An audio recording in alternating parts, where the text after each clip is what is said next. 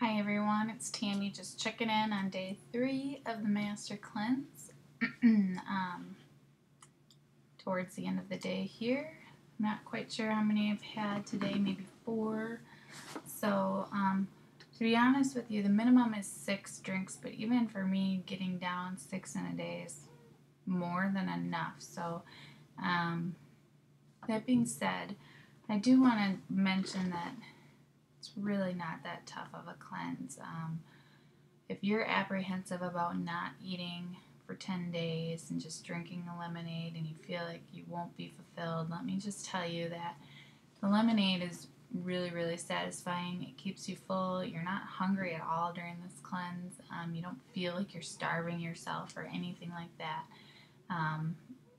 The hardest part from that perspective of getting through the cleanse is just the cravings that you're having to overcome. And for me, it's kind of a mixture.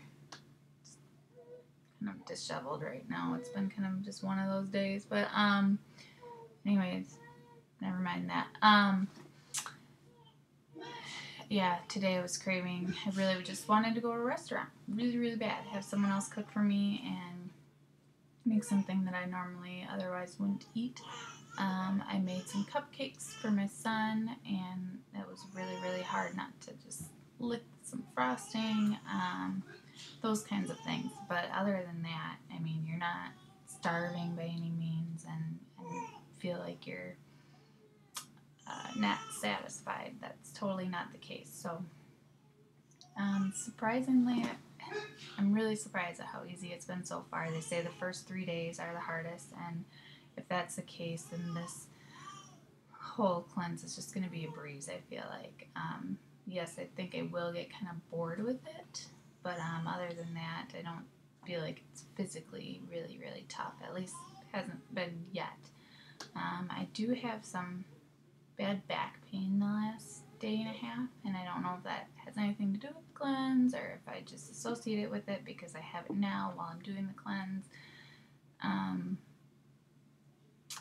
The other notable thing I wanted to say is that I didn't do a saltwater flush this morning. Instead, I did the tea, and I do it at night too.